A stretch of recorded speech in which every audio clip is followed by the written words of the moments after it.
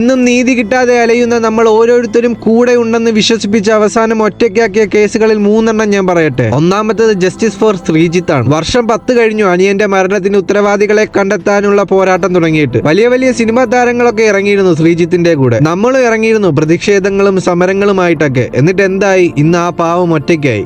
രണ്ടാമത്തേത് justice for അനൂപാണ്. അനൂപിന്റെ ഒരു ആത്മഹത്യയായിരുന്നു. കാരണം അവൻ ഒരു പെൺകുട്ടിയുമായി സ്നേഹത്തിലായിരുന്നു. അവൾക്ക് ജോലി അടക്കം അവൾക്ക് ആവശ്യമുള്ള എല്ലാ കാര്യങ്ങളും അവൻ ചെയ്തു കൊടുത്തിരുന്നു. അവസാനം പണവും പദവിയും ഉള്ളവനെ കണ്ടപ്പോൾ ജീവനായി നിന്നവനെ ഒഴിവാക്കി. അതിൽ മനം നൊന്ത് അനൂപ് ആത്മഹത്യ ചെയ്യുകയായിരുന്നു. കുറെ മാസങ്ങൾ സോഷ്യൽ മീഡിയയിൽ ജസ്റ്റിസ് ഫോർ അനൂപ് എന്ന ഹാഷ്ടാഗുകൾ കൊണ്ട് നിറഞ്ഞിരുന്നു. പിന്നെ പതിയെ പതിയെ എല്ലാവരും അത് മറന്നു തുടങ്ങി. ഇന്ന് കണ്ടൊരു പോസ്റ്ററാണിത്. ഭാര്യയ്ക്ക് മറ്റു പുരുഷന്മാരുമായി പ്രണയമാകാം, വിശ്വാസവഞ്ചനയല്ലെന്ന് കോടതി. ഇതുപോലൊരു അവസ്ഥ ഈ പറയുന്നവർക്കും ഉണ്ടായാൽ അപ്പോഴും ഇതേ കാര്യങ്ങൾ തന്നെ പറയുമായിരിക്കുമല്ലേ. വന്ന് ട്രോൾ ഏതാണ്, പുതിയ നിയമങ്ങൾ ഏതാണെന്ന് തിരിച്ചറിയാൻ പറ്റാത്ത അവസ്ഥയിലാണ്. അടുത്തത് ജസ്റ്റിസ് ഫോർ ആഷിഖ്. പോളണ്ടിൽ വെച്ച് മരണപ്പെട്ട ആഷിഖിന്റെ ബോഡി നാട്ടിലെത്തിച്ചു. വന്ന ശരീരത്തിൽ വേണ്ട രീതിയിലുള്ള പേപ്പേഴ്സ് ഒന്നും ഇല്ലാത്തതിന്റെ പേരിൽ സംശയം തോന്നിയ ആഷിഖിന്റെ അച്ഛൻ ബോഡി പോസ്റ്റ്മോർട്ടം ചെയ്യണമെന്ന് ആവശ്യപ്പെടുകയായിരുന്നു. പോസ്റ്റ്മോർട്ടത്തിന് ശേഷം റിപ്പോർട്ടിൽ തലയ്ക്ക് പിന്നിലെ ശക്തമായ അടിയാണ് മരണത്തിന് കാരണമെന്ന് അറിയുകയും തുടർന്ന് മകൻ എന്താണ് സംഭവിച്ചതെന്ന് അറിയാനായി ആ അച്ഛൻ ഇറങ്ങുകയുമായിരുന്നു. കേരളത്തിലെ 99% ആളുകളും ആ അച്ഛനോടൊപ്പം നിൽക്കുകയും ചെയ്തിരുന്നു. എന്നാൽ ഇന്നോ മകന്റെ നീതിക്കായി ഇന്നും ആ അച്ഛൻ പോരാടുകയാണ്. ഇതുപോലുള്ള എത്രയെത്ര ആളുകളാണ് നീതിക്ക് വേണ്ടി നമ്മുടെ നാട്ടിൽ അലഞ്ഞുകൊണ്ടിരിക്കുന്നത്. ഇവർക്കൊക്കെ നീതി നൽകാൻ കഴിഞ്ഞില്ല എങ്കിൽ പിന്നെ എന്തിനാണ് ഈ നാട്ടിൽ പോലീസും കോടതിയൊക്കെ? ഓരോ നിസ്സാര കാര്യങ്ങൾക്കും പാവപ്പെട്ടവരുടെ നെഞ്ചിൽ കയറുന്ന നിയമപാലകർക്ക് ഇത്തരത്തിലുള്ള കുറ്റകൃത്യങ്ങൾക്ക് കടിഞ്ഞാണിടാൻ കഴിയില്ലേ? നീതിക്ക് വേണ്ടി അലയുന്നവരുടെ കൂടെ നിന്നവർക്ക് നീതി നേടിക്കൊടുക്കാൻ കഴിയില്ലേ? മാതാപിതാക്കളെ കൊലപ്പെടുത്തുന്ന മക്കളോ?